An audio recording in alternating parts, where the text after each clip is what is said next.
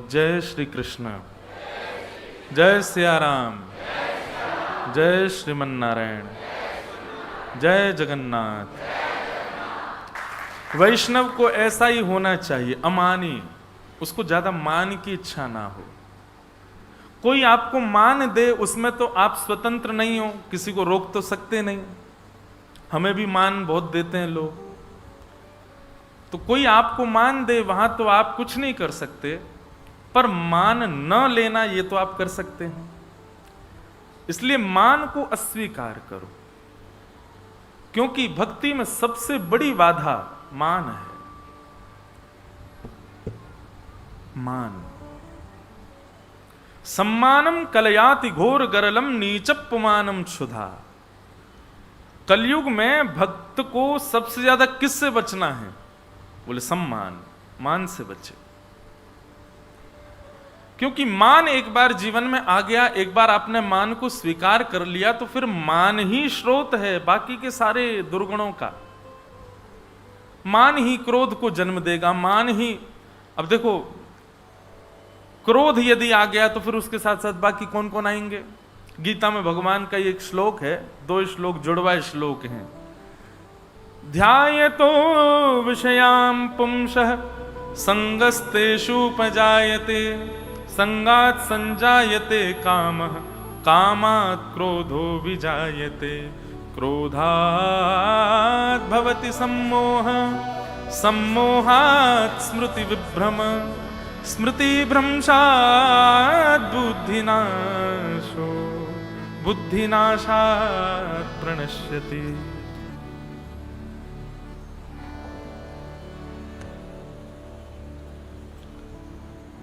ठाकुर जी अर्जुन को स्पष्ट करते हैं कि मानव के नाश कैसे प्रारंभ होता है। प्रारंभ यदि पता चल जाए तो हम बच जाएंगे ना उससे। तब भगवान कहते हैं ध्यायतो विषयाम पुंसः। बोले जैसे ही विषय का आपने चिंतन किया, ध्यान किया। विषय वस्तु किसे कहते हैं? भगवत विमुख वस्तु, संसार की माया में डालने वाली वस्तु, वो सब विषय कहलाती हैं। व्यसन करना, परिस्त्री संग करना, दूषित कर्मों के प्रति मन लगाना, ये सब व्यसन कहलाते हैं। और या फिर ऐसा कहो जिससे इंद्रियां तृप्त होती हैं, वो व्यसन। बहुत ध्यानपूर्वक सुनिएगा। भगवान कहते हैं कि जैसे ही विषय का चिंतन आप करते हैं, अभी विषय भोगा नहीं है, विषय का केवल चिंतन आपने किया है। चिंतन मात्र से ही क्या होगा? बोले ध्यायतो विषयाम पुंसः संगस्तेषुपजायते। उस विषय को एक ना एक दिन भोगने का मन आपका जरूर करेगा और आप उसकी योजना जरूर बनाओगे। आप मन में विचार कर लो, हम सोच ही तो रहे हैं, गलत कर थोड़ी रहे हैं। पर ठाकुर जी कहते हैं पूरा जीवन आपको क्या पता आप कब करने लग जाओ। और भगवान तो प्रमाणित होकर के कह रहे हैं कि जिस दिन आपने सोच लिया विषय को, इंतजार करो, एक दिन भोगोगे भी। अगर सोचने आप ये सोचो कि बस सोचा ही तो है, कुछ कर थोड़ी रहे, एक बार सोची हुई वस्तु निश्चित ही कभी ना कभी पुनः आएगी। और पुनरावृत्ति यदि उसकी होगी तो वो बार बार आएगी। और जब बार बार चिंतन में आएगी तो आप उसको एक दिन भोगोगे जरूर, उसके लिए योजना बनाओगे। और जैसे ही आप उसको भोगोगे उससे क्या होगा? संजात संजायते कामः। जैसे ही आप उसको भोगोगे, इंद्रिय इच्छा पूर्ण करने के बाद काम बढ़ता है, चाहे वो किसी भी इंद्रिय की हो। 10 इंद्रियां होती हैं हमारे शरीर में। अब देखो हम ना स्वतंत्र वक्ता हैं, हम सोच के कुछ बैठते हैं, निकलता कुछ है। मैं सोच के बैठा था आज जगन्नाथ जी का महात्मा कुछ सुनाएंगे, कुछ भाव कहेंगे, पर ये ठाकुर जी की इच्छा है यहां बैठ के जो जैसा बुलवा में। अच्छा एक बात बताएं आपको, वक्ता स्वतंत्रता से बोलता है, क्यों? क्योंकि भागवत जी विराजमान होने के बाद में जो श्रोता मंडल होते हैं ना, उनकी बुद्धि को परखती हैं भागवत जी। और व्यासपीठ को प्रणाम करके जैसे ही वक्ता बैठता है तो उन सबकी बुद्धि के अनुसार वक्ता को बुलवाती है व्यासपीठ। इसलिए व्यासपीठ पूजनीय है, यहां पर मनगणंत चर्चा नहीं होती। निश्चित ही इस विषय का कोई ना कोई अधिकारी यहां बैठा होगा, इसीलिए ये विषय चल रहा है। तो भगवान कहते हैं इंद्रिय इच्छा आपने जैसे पूरी करी, इंद्रिय की कोई भी इच्छा पूरी करने की आपने योजना बनाई और उसको भोग लिया, भोगते ही क्या होगा, आपका काम भी प्रबल हो जाएगा। और काम यदि जीवन में आया तो काम का ही अखंड, ऐसा कहें, काम का ही अभिन्न मित्र है क्रोध। कामा क्रोधो विजायते, काम क्रोध को लेके आता है। और क्रोधात् भवति सम्मोह, क्रोध अखंड प्रेम करता है किससे, मोह से। तो क्रोध आएगा तो मोह को लेकर के आएगा। और मोहात् स्मृति विभ्रम, मोह आती क्या होगा, बोले स्मृति उल्टी हो जाएगी, स्मृति चली जाएगी। और स्मृति उल्टी होते ही क्या होगा, बुद्धि नाश हो, बुद्धि का नाश हो जाएगा। फिर आप गलत भी करोगे, आपको 4 लोग टोकेंगे, भाई ये गलत है मत करो, तो आप कहोगे तुम गलत हो जो मुझे टोक रहे हो, ये मैं तो सही कर रहा हूं। और जैसे ही बुद्धि नाश होगा, बुद्धि नाश होते ही बुद्धि नाशात् प्रणश्यति, मानव का भी नाश हो जाता है। परंतु विषयों का ध्यान, ये विषयों का ध्यान कब प्रारंभ होता है, जब व्यक्ति को मान मिलता है, जब व्यक्ति बहुत माननीय हो जाता है, उसको सम्मान मान की बड़ी अभिलाषा होने लग जाती है, मान से वो प्रसन्न होने लग जाता है। माननीय व्यक्ति ही विषयों का ध्यान करता है। जिस व्यक्ति को मान सम्मान की ज्यादा इच्छा नहीं, वो विषयों में ज्यादा नहीं रहता। और जो मान मिलने के बाद भी उसका त्याग करता है, निश्चित है वो विषय भोग से भी बचा हुआ है। मान की इच्छा और मान का स्वीकारीकरण, ये दोनों इस बात को प्रमाणित करते हैं कि वो विषय भी स्वीकार करता होगा, इसलिए मान से बचो। तो मान रहित होना है। भागवत जी की कथा हम लोग अनेक अनेक कारणों से सुनते हैं, पर मुझे ऐसा लगता है कि सबसे पहले कथा का श्रवण अपने अवगुणों को परिवर्तित करके सद्गुणों में परिवर्तित करने के लिए ही करना चाहिए। श्रवण ठाकुर जी मिलेंगे, बहुत बाद की बात है। प्रारंभ में तो आप अपना परिवर्तन करने के लिए, अपने मनोभावों को शुद्ध करने के लिए कथा सुनो। तो हमारे यजमान परिवार, उनका ऐसा भाव कि हमारा नाम ना हो श्याम परिकर और राहुल केला श्रोता मंडल, मैंने कहा जय हो, बहुत अच्छा। तो राहुल केला में दोबारा आकर के बहुत अच्छा लग रहा है। हम पहले भी यहाँ आ चुके हैं और खूब आनंद करके गए थे, इस बार आए हैं, इस बार दुगना आनंद करके जाएंगे, खूब आनंद उत्सव करेंगे। श्री गिरधर लाल जी भी पधारे हैं, पधारते ही हैं, वो हम नहीं आते तो वही हैं हमको लेके। उनके दर्शन का भी सुख आप सबको मिलेगा। सुबह 11 से 12 ठाकुर जी के दर्शन का समय रहेगा, जहां निवास है वहां पर आप सब लोग आइए। और बाकी की चर्चाएं तो अब करेंगे। थोड़ा सा आज महात्म सुनते हैं भागवत जी का, और भागवत जी के महात्म के श्रवणार्थ आज कथा को विश्राम देंगे। बोलो वृंदावन बिहारी लाल की। पहले ये कथा जितना मुझे याद है शायद 4 तारीख से प्रारंभ होने वाली थी, परंतु महाप्रभु जी की इच्छा थी कि द्वादशी नहीं, एकादशी से शुरू हो कथा। कई लोगों ने कल एकादशी मानी, कई लोग आज एकादशी मान रहे हैं। तो आज श्री समुद्र नारायण भगवान और नीलाचल धाम की रज और श्री नीलाचल भगवान का दर्शन, इन तीनों को संग लेकर के हम व्यासपीठ पर बैठे हैं। और आज पावन एकादशी भी है, तो उसी भाव से ये आज कथा प्रारंभ हो रही है और 9 तारीख को विश्राम होगी। संभवतः 9 तारीख को कथा का क्रम भी शीघ्र होगा, वो हम कल परसों में आप सबको अवगत करा देंगे कितने बजे से होगी, तो आप सब उसका भी ध्यान रखिएगा। आइए भागवत के महात्म में हम लोग प्रवेश करते हैं। सच्चिदानंद रूपाय विश्वोत्पत्त्यादि हेतवे तापत्रय विनाशाय श्री कृष्णाय वयं नुमः। सच्चिदानंद रूपाय विश्वोत्पत्त्यादि हेतवे। भागवत जी के महात्मा का प्रथम श्लोक, बहुत ध्यान से सुनेंगे सब लोग। यहां ठाकुर जी के 3 रूपों का वर्णन किया गया है, सत, चित और आनंद। एक रसिक बता रहे थे कि यहां सच्चिदानंद रूपाय जो ये 3 रूप बताए गए हैं, यही जगन्नाथ जी हैं।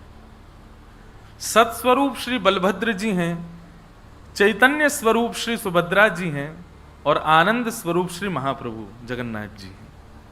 तो जब आप जगन्नाथ जी का दर्शन करते हैं तो सच्चिदानंद रूप का दर्शन कर रहे हैं, सत्य, चैतन्य और आनंद।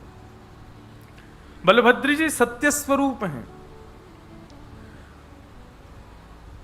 वो सत का रूप धारण करके बैठे हैं। सुभद्रा जी चैतन्य भाव में। अच्छा, वैसे तो हम जब जगन्नाथ बोलते हैं तो एकमात्र महाप्रभु जी को ही नहीं सोचना चाहिए। श्री जगन्नाथ कहते हैं तो तीनों का स्मरण एक साथ करना चाहिए। केवल उनका स्मरण करना मात्र वह भी अपराध तो नहीं है, पर महाप्रभु जी कहते होंगे हमारे बहन भैया बैठे हैं, इनको भी याद करो भाई।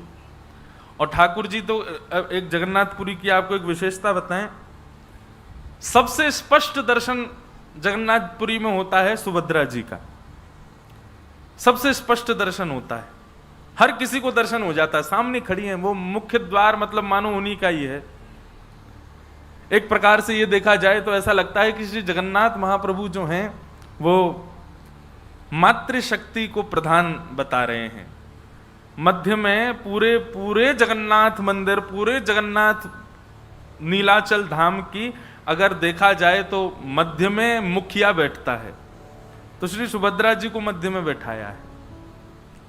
मानो ठाकुर जी हमको संकेत कर रहे हों कि भाई अपने सारे जितने भी तुम्हारे संसार के आचार विचार हैं, परिवार हैं, व्यापार हैं, उसमें प्रधान रूप से लक्ष्मी को ही रखो, अपनी पत्नी को रखो, पुत्री को रखो, माँ को रखो, बेटी को रखो, किसी को भी रखो, इन्हीं को प्रधान मानो।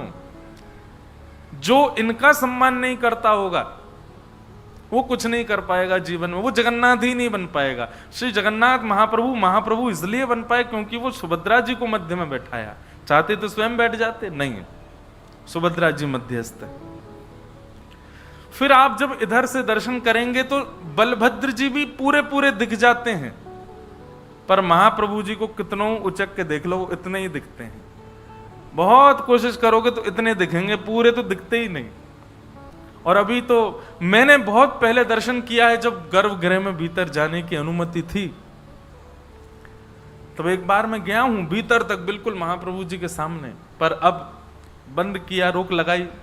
और अच्छा भी है, हमको बताया गया पूज्य पिताजी महाराज और हमारा, क्योंकि गुरु स्थान है जगन्नाथपुरी, पूज्य पिताजी की दीक्षा जगन्नाथपुरी में, और पिताजी से दीक्षा हमारी है, तो हमारी गुरु स्थान है। तो वहां बताया गया कि श्री जगन्नाथ जी का जो गर्भगृह है वो पूरा शालिग्राम शिलाओं से युक्त है, शालिग्राम जी ही हैं। तो वहां सेवाधिकारी को प्रवेश करने की अनुमति होनी चाहिए, बाकी लोग जाएंगे तो शालिग्राम जी पर चरण रखने का अपराध बनता है।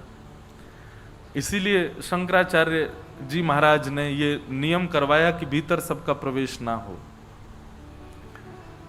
तो कितना भी प्रयास कर लो महाप्रभु जी पूरे नहीं दिखते। कल भी मैंने खूब कोशिश कर ली, कोने में चले गए, अच्छा चलो मुख दिख भी जाएगा, ये भुजा तक नहीं दिखेगी आपको, मतलब पूरे महाप्रभु जी तो नहीं दिखेंगे।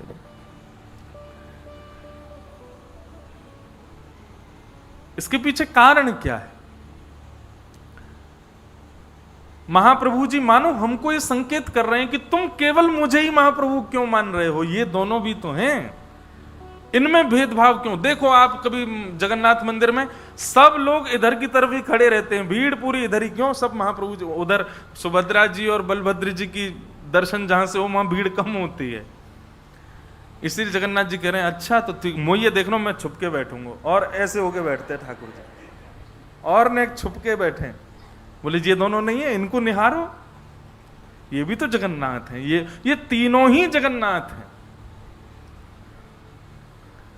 और भैया ये सच्चिदानंद रूपा है, जो ये श्लोक है भागवत जी के महात्मा का, इसका इतना सुंदर प्रमाण है कि सबसे पहले सत्स्वरूप श्री बलराम जी को देखो, उनको पूर्ण रूपेण नेत्रों में निहार लो। जितनी देर महाप्रभु जी को देखो उतनी देर बलराम जी को भी देखो, उनके प्रति भी प्रेम भाव रखो।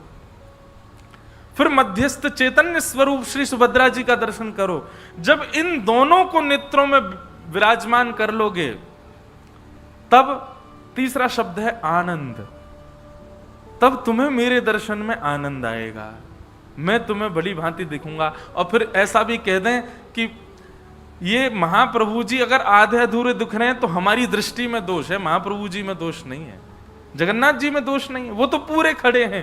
पर निश्चित हमारे उन दोनों दर्शनों में कोई भेद रहा होगा, इसलिए महाप्रभु पूरे नहीं दिख रहे। आप देखना रोज मेरी तो कथा हुई 2 बार, तो रोज दर्शन के लिए जाते तो कभी कभी पूरे भी दिख जाते, तो ऐसा लगता है इनको किसी ने खिसका दिया है क्या। नहीं, जब महाप्रभु जी को लगता है कि अब इसकी दृष्टि में दोष नहीं है, ये इन दोनों में भी भेद नहीं मान रहा है, तब महाप्रभु अपने आप ही ऐसे हो जाते हैं, ले देख ले पूरा तो को दिख जाऊंगा मैं। बड़े आनंद की बात है भैया। सत्य स्वरूप बलराम जी, चैतन्य स्वरूप सुभद्रा जी और आनंद स्वरूप श्री जगन्नाथ, ये तीनों ही सच्चिदानंद रूप हैं। सच्चिदानंद रूपाय। श्री जगन्नाथ जी के इस रूप का प्रादुर्भाव सबसे पहले द्वारिका में हुआ। ये उड़ीसा बाद में आए, पहले द्वारिका में प्रकट हुए। जब प्रसिद्ध कथा है, भगवान की पटरानियों ने रोहिणी मैया से, एकमात्र रोहिणी जी ऐसी हैं जिन्होंने ठाकुर जी की ब्रज लीला, मथुरा लीला और द्वारिका लीला तीनों का दर्शन किया है।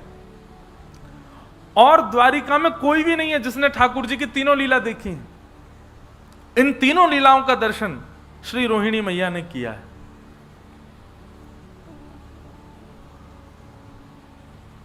एक दिन भगवान की सब पटरानियों ने रोहिणी मैया से कहा कि हमको ब्रज लीला सुनाओ। रोहिणी मैया बोली ठीक है, हम सुना तो देंगे आपको। पर तभी भगवान की पटरानियों ने निवेदन किया कि सब लोग आएंगे कथा में, बस 3 लोगों का प्रवेश वर्जित रहेगा। बोले कौन? बोले सबसे पहले तो बलराम जी, वो नहीं आएंगे कथा में। रोहिणी मैया बोली, बोले हमारो ही लाला, वा कोई रोक दोगे हैं? बोले मैया वाकई पीछे कारण है, हम सब बहू हैं, वो हमारे जेठ जी हैं। अब जेठ जी आकर के बैठ जाएंगे तो बहू स्वच्छंद कथा कैसे सुने? बार बार यूं ही रहेगी, जेठ जी निहार रहे होंगे। अच्छा, हमारे ब्रजमंडल में एक स्थान है गोवर्धन में, उसका नाम है लुक लुक दाऊ जी। क्या नाम है? जोर से बोलो। Look look Dau ji. वो लुक लुक दाऊ जी अर्थ क्या उनका? जब महारास हुआ वृंदावन में तो सब आए। हम गाते हैं ना, राधा नाचे, कृष्ण नाचे, सूरज भी नाचे, चंदा भी नाचे, ब्रह्मा भी नाचे, शंकर भी नाचे, सब नाच रहे थे, बलराम जी नहीं नाच रहे थे। क्यों? बलराम जी को प्रवेश ही नहीं था। किस कारण से? बोले सब लाला की गोपी जो हैं ये मेरी बहू समान है। अब जैसे ही बलराम जी प्रवेश करने लगे, गोपियों ने सबने घूंघट कर लिया, सब किनारे खड़ी होंगे, जेठ के सामने थोड़ी नाचेंगी हम। सब देवी देवता आ गए, गोपियों ने लज्जा नहीं की, लेकिन बलराम जी के आते सब सहम गए। तो फिर बलराम जी संकोच के मारे गिरिराज जी पर चले गए और श्री गिरिराज जी पर जाकर के सुंदर वृक्ष वल्लरियों के बीच में बैठ करके छुप करके वहां से लुक लुक, मतलब वहां से ऐसे छुप करके देख रहे हैं रास, इसलिए उनका नाम पड़ गया look look Dau ji, Shri look look Dau ji महाराज। तो सब भगवान की पटरानियों ने कहा, बोले मैया सब बैठेंगे कथा में लेकिन दाऊ जी नहीं आएंगे। क्यों? बोले हमारे जेठ जी हैं, उनके सामने लज्जा होगी हमको। दूसरी सुभद्रा जी नहीं आएंगी। बोले क्यों नहीं आएंगी? सुभद्रा जी ने क्या? बोले सुभद्रा जी बड़ी चंचल स्वभाव की हैं, कोई कथा सुनना होगा, बेचारे के भाव आ गए तो वो उसी के पास। तुम रो रही हो? अरे भाई, कथा में किसी को भाव आ जाए उसको छेड़ो नहीं, उसको रोन दो। थोड़ा बहुत भाव कथा में आए तो उसको करने दो। सुभद्रा जी का स्वभाव बड़ा चंचल है, वो प्रेम से कथा सुनने नहीं देंगी, इसलिए सुभद्रा जी को भी वर्ज्य रखो कथा से। और तीसरे? बोले तीसरे द्वारिकाधीश। ये भी कथा नहीं सुनने देंगे। क्यों? बोले जैसे जैसे आप कथा सुनाओगी तो तैसे तैसे आप पर कम दृष्टि, उन पर ज्यादा रहेगी। आप जैसे सुनाओगे कन्हैया ने ऐसे माखन खाया हो, तो हम सब वही कन्हैया का चिंतन वैसे मन में ना करके उन्हीं को अच्छा आपने ऐसा किया, तो फिर कथा में विक्षेप आएगा। वो कथा में स्वरूप होता है कि व्यास जी की तरफ ही दृष्टि होनी चाहिए। इसीलिए हम कई कथाओं में ज्यादा झांकी वगैरह नहीं मंगवाते कथा में। क्यों? क्योंकि भाई श्रोताओं का पूरा ध्यान वहीं चला जाता है। बोले ओहो ये वामन भगवान आ गए, अब नरसिंह भगवान आ गए, कई जगह सुदामा जी भी आ जाते हैं। कथा में ध्यान तो, कथा में ठाकुर जी की झांकी नहीं होनी चाहिए। कथा में झांकी नेत्रों से नहीं, हृदय में दिखनी चाहिए, चित्त में दिखनी चाहिए। तो बोले अब जगन्नाथ स्वयं द्वारिकाधीश बैठे होंगे तो पूरा ध्यान उन्हीं की तरफ जाएगा, इसलिए इन तीन लोगों को वर्ज्य करेंगे। रोहिणी मैया बोली तुम द्वारिका में बैठी हो और द्वारिका में इन तीनों का ही राज है, और इन तीनों को ही तुम कथा से रोकना चाहती हो, कैसे होगा ये? तब भगवान के सब पटरानियों ने मन बनाया और बोले योजना हम बनाती हैं, आप तो बस कथा की तैयारी करो। और सुभद्रा, बलराम जी और कृष्ण तीनों बैठे थे और सब पटरानियां गईं और बोली आप लोग अब बड़े हो गए, अब आप लोगों की इतनी गर्भगृहस्थी बढ़ गया है, लेकिन आप लोगों को खेलते हुए हमने बहुत दिन से नहीं देखा, चलो ने खेल खेल लो, कुछ क्रीड़ा करो। सुभद्रा जी को बहुत अच्छा लगा, बलभद्र जी को भैया बहुत दिन से हम खेले नहीं है, कुछ खेलेंगे आज। ठाकुर जी बोले हाँ हम भी बहुत दिनों से राजा राजा सब राजा धीराज ही बोलते रहे, आज हम खेलेंगे। खेल की बात कहती तीनों के अंदर लोभ आ गया कि हम खेल खेलेंगे। और कौन सा खेल खेला? चौसर। ठाकुर जी चौसर खेलने लगे। बलराम जी, सुभद्रा जी और श्री कृष्ण तीनों चौसर क्रीड़ा करने लगे। क्रीड़ा जैसी चल रही थी तो बीच बीच में तो खूब आनंद हो रहा था, इतने तन्मय हो गए क्रीड़ा में। तभी सब पटरानियों ने कहा अब ये खेलने में व्यस्त हैं, चलो यहां से अब कथा सुनेंगे जाकर के। जैसे ही तीनों व्यस्त हो गए, सब पटरानियां जाकर के वहां कथा सुनने लगी। यहां क्रीड़ा करते करते सुभद्रा जी, चंचल है ना उनका स्वभाव, सुभद्रा जी बोली सबरी भाभी कहां चली गई?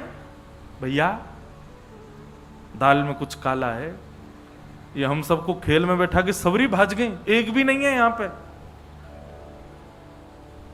ठाकुर जी बोले दाल में कुछ नहीं, पूरी दाल ही काली लग रही है हमें तो, जल्दी चलो। और तीनों महाराज ढूंढने लगे कहां हैं सब।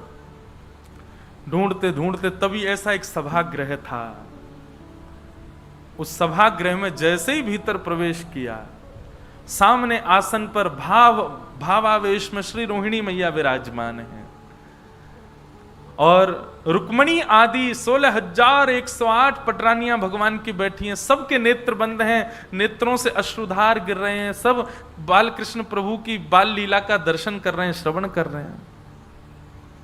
ठाकुर जी ने तुरंत रोका दोनों को, बोले रुको, कथा चल रही है और कथा में भी ब्रजलीला चल रही है, हम लोगों ने कहीं अंदर प्रवेश किया तो विक्षेप हो जाएगा, कथा में भाव में विक्षेप हो जाएगा। ठाकुर जी पीछे ही खड़े हो गए, दूर ही खड़े हो गए, वहीं खड़े खड़े सुनने लगे अपनी लीला। लीला सुनते सुनते सुनते सुनते ठाकुर जी को भी भाव आ गया, सुभद्रा जी को भी भाव आ गया, श्री बलराम जी को भी भाव आ गया और भाव की चरम स्थिति पार होने लगी, प्रेम की 10वीं अवस्था पार हो गई। और ब्रजवासियों की याद में बलराम जी और सुभद्रा जी, बलराम जी और ठाकुर जी दोनों की भुजाएं खड़ी हो गई, मानो कथा सुनते सुनते ऐसा लग रहा हो कि सामने नंद बाबा खड़े हैं, यशोदा मैया खड़ी हैं, सब ब्रजवासी खड़े, अरे कोई इनको दूर मत रखो, हमारे पास ले आओ, हमारे हृदय से लगा दो। दोनों भुजाएं खड़ी हो गई।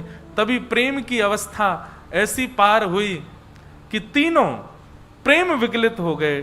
ठाकुर जी का मुख प्रेम विगलित हो गया, हाथ विगलित हो गए, चरण विगलित हो गए। जब ठाकुर जी के इस रूप का प्रादुर्भाव हुआ, पिघलने लगे ठाकुर जी, तब देवता त्राहिमाम त्राहिमाम करते हुए दौड़ने लगे।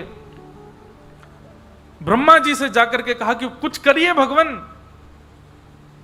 ठाकुर जी नहीं तो देखिए अभी अभी जलाशय जल के भांति हो जाएंगे ठाकुर जी। तो ब्रह्मा जी ने कहा जब कथा में विक्षेप भगवान नहीं डाल रहे तो हम डालेंगे तो ठाकुर जी हमको शाप दे देंगे, कथा में विक्षेप डाल नहीं सकते तो क्या करें। बोले कोई कथा का रसिक जन ही जाकर के इसको संभाल सकता है। तब श्री नारद जी को भेजा गया। नारद जी महाराज आए और आकर के बड़े धीमे से रोहिणी मैया को कहा कि हे मैया, यदि आप थोड़ी देर और बोलती रही ना तो द्वारिकाधीश बलराम जी और सुभद्रा जी तीनों जल के रूप में ही मिलेंगे, रस के रूप में ही मिलेंगे, आपको प्रत्यक्ष दर्शन नहीं कर पाओगे। रोहिणी मैया ने सामने देखा, तीनों पिघल गए हैं, मुख पिघल गया, हाथ पिघल गए, पैर पिघल गए, वहीं कथा को रोक दिया। ठाकुर जी तो जिद करने लगे और सुनाओ अपनी ही लीला, पर तब रोहिणी जी ने कहा नहीं, अब कथा इससे आगे नहीं होगी। लेकिन नारद जी ने जाकर के प्रणाम किया और प्रणाम करते हुए महाप्रभु जी से प्रार्थना की, भगवान आपके स्वरूप की बलि बलि जाऊं, बस अनुग्रह इतना कर दीजिए। अभी तो आप अपने पूर्ण रूप में आ जाइए, अभी तो लीला चल रही है, परंतु इस रूप को कलयुग के लोगों को प्रेम की अवस्था समझाने के लिए, कथा की महिमा बताने के लिए, प्रेम के स्वरूप को दर्शाने के लिए और आपका भक्तों के प्रति, ब्रजवासियों के प्रति कैसा प्रेम है उसको दिखाने के लिए नाथ आपका ये स्वरूप कलिकाल में प्रकट हो और प्रकट हो करके जीव मानस का कल्याण करे। फिर स्वरूप तो ठाकुर जी का ये अनादि है, जगन्नाथ रूप कोई कलयुग का नहीं है, कोई सतयुग त्रेता, ये तो अनादि है। इसका कोई एक भाव नहीं कि उसी युग का है, अनंत है जगन्नाथ भगवान का स्वरूप।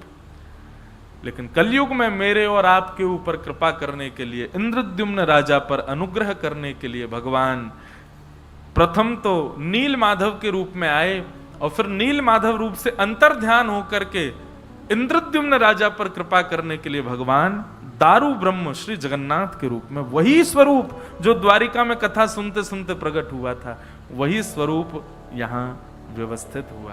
बोलो जगन्नाथ महाप्रभु की।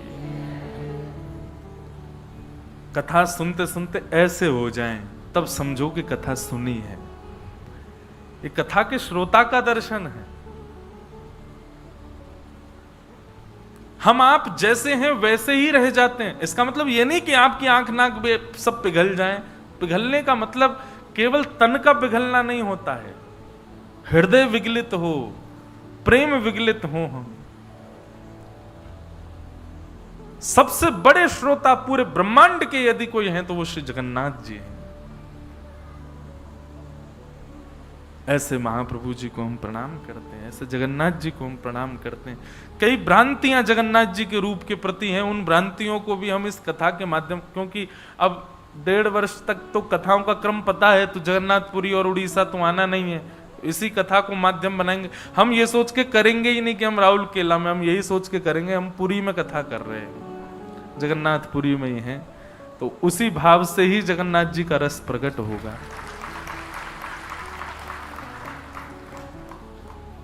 तो ऐसे महाप्रभु कौन हैं? सच्चिदानंद रूपाय, सत्य, चैतन्य और ये आनंद, ये तीनों का ही स्वरूप है सच्चिदानंद। ऐसे सच्चिदानंद श्री जगन्नाथ जी को हम बारंबार प्रणाम करते हैं। बताओ, आज पहली बार 8 वर्ष होने को आए हमको कथा करते हुए, 2015 से कर रहे हैं, पहली बार सच्चिदानंद इस श्लोक के प्रथम शब्द का मूल अर्थ पता चला। ये सच्चिदानंद रूप कौन सा है? बोलो जगन्नाथ जी हैं, सच्चिदानंद रूपाय। और आपका कर्म क्या है? बोलो विश्वोत्पत्त्यादि हेतवे, विश्व की उत्पत्ति करना, विश्व का पालन करना, विश्व का संहार करना। विश्व का संहार, उत्पत्ति, पालन करते तभी तो नाम जगन्नाथ है। जगन्नाथ के कई अर्थ हैं। प्रथम अर्थ जगतनाथ, पूरे विश्व के जो नाथ, नाथ मतलब रक्षक, नाथ मतलब पालक, नाथ मतलब संहारक। तो क्या लिखा है? विश्वोत्पत्त्यादि हेतवे, विश्व की उत्पत्ति करना, विश्व का पालन करना और विश्व का संहार करना। ये तीनों काम जिनके वश में हैं, ऐसे श्री जगन्नाथ। तो यहां पर देखो, पहले रूप बताया भगवान का, फिर उसके बाद कर्म बताया, और तीसरा भगवान का गुण बताया। श्री जगन्नाथ जी का गुण क्या है? तापत्रय विनाशाय। 3 प्रकार के ताप होते हैं हमारे जीवन में, आदि दैविक ताप, आदि भौतिक ताप और आध्यात्मिक ताप। दैविक, भौतिक और आध्यात्मिक। किसी ने आपसे लड़ाई कर ली, एक प्रकार का ताप ये है। आप बीमार हो गए, एक प्रकार का ताप ये है। ना किसी ने लड़ाई की, ना आप बीमार हुए, बस फिर भी टेंशन में। क्यों टेंशन में? ऐसे ही है, जबरदस्ती टेंशन में। ये 3 प्रकार के ताप होते हैं, 3 प्रकार की टेंशन होती हैं। लेकिन जो महाप्रभु जी की शरणागति कर लेता है, एक बार महाप्रभु जी के चरणों में प्रणाम कर लेता है, श्री जगन्नाथ जी क्या करते हैं? बोले तापत्रय विनाशाय। 3 प्रकार के तापों का जो विनाश करते हैं, उपशमन करते हैं, ऐसे श्री कृष्णाय वयम नमः। ऐसे श्री कृष्ण को हम बारंबार प्रणाम करते हैं। बोलो बाल कृष्ण लाल की। जगन्नाथ जी की शरणागति लेने वाला कभी ताप युक्त नहीं हो सकता, संताप युक्त नहीं हो सकता। और देखिए, मैं एक बात कहूं कि ताप संताप जीवन में न आए, इसकी कोई युक्ति है ही नहीं। अभी एक व्यक्ति भुवनेश्वर एयरपोर्ट पर ही मुझे मिला, उसने बहुत देर मुझसे बात की। वो बोला कि महाराज जी, पूरी दुनिया की हर चीज करके देख चुका मैं, लेकिन सेटिस्फैक्शन तो होता ही नहीं है। ऐसा कोई उपाय बताओ जिससे हम सेटिस्फाइड हो जाएं, जिससे हम क्या बोलेंगे उसको, कि एक ठौर मिल जाए। ब्रजभाषा का शब्द है, ठौर मिल जाए। मैंने कहा देखो, एक मैं अपनी, मुझे ज्यादा तो मैंने कथाएं की नहीं, पर जितने वर्ष की भी टूटी फूटी सेवा करी ठाकुर जी, उससे एक चीज पता चली, हम जिस दिन सेटिस्फाइड हो जाएंगे उसी दिन हम गोविंदाय नमो नमो हो जाएगा। हम लोग सेटिस्फाइड नहीं होते, इसीलिए हम जी रहे हैं, इसीलिए हम हर दिन कुछ नया कर रहे हैं। ना कभी भक्ति से होना चाहिए, ना कभी संसार से होना। हाँ, संसार से हो जाओ, यह तो जरूरी है कि संसार के विषय भोगों से आप सेटिस्फाइड हो जाओ, उससे हुआ जा सकता है। पर भक्ति, वो कह रहे थे मैं भक्ति से भी नहीं हुआ। मैंने भक्ति में तो होना ही नहीं चाहिए, पर संसार से होना चाहिए। जिस दिन आप सब चीजों से सेटिस्फाइड हो जाओगे, आपका भार नहीं संभाल पाएगी पृथ्वी। पृथ्वी कहेगी उड़ो आकाश में, अब तो तुम्हारा गुरुत्वाकर्षण खत्म हो चुका है। हम रहते पृथ्वी पर इसलिए हैं, हम कर्म इसलिए कर रहे हैं क्योंकि कहीं ना कहीं हमको ठौर नहीं मिली है, हम सेटिस्फाइड नहीं है। और ये ना होना वरदान है ठाकुर जी का। जो व्यक्ति बहुत बड़ा व्यापारी बन गया हो, वो सेटिस्फाइड रहता है? नहीं रहता। तब भी उसको लगा रहता है अभी तो कुछ किया ही नहीं, जबकि विश्व का सबसे बड़ा व्यापारी है। सेटिस्फाइड ना होना ही इस संसार को चला रहा है। जो हो जाते हैं वो फिर रह नहीं पाते, वो फिर भगवत नाम प्रस्थान कर जाते हैं। जिनका मन सब जगह से स्थिर हो चुका है, अब सब जगह से पूर्णतः उसको संतुष्टि हो चुकी है, संतुष्ट व्यक्ति पृथ्वी पर रह नहीं पाएगा, टिक नहीं पाएगा, उसको जाना पड़ेगा फिर यहां से। इसलिए संतोष करना है तो संसार के प्रति हो जाए। ठाकुर जी से तो हमको कभी संतोष होना ही नहीं चाहिए, कथा से तो कभी संतोष होना ही नहीं चाहिए। अब सबके लिए ये बात है, जिनको व्यापार प्रिय है, जो व्यापार के लिए बने हैं, उनको व्यापार से कभी संतुष्ट नहीं होना चाहिए। जो पढ़ने लिखने के लिए बने, उनको पढ़ने लिखने से नहीं होना चाहिए। जो खेल कूद के लिए हुए, उनको उससे नहीं होना चाहिए। हम भक्ति के लिए बने हैं, हमको सबसे हो जाना चाहिए, इससे नहीं होना चाहिए।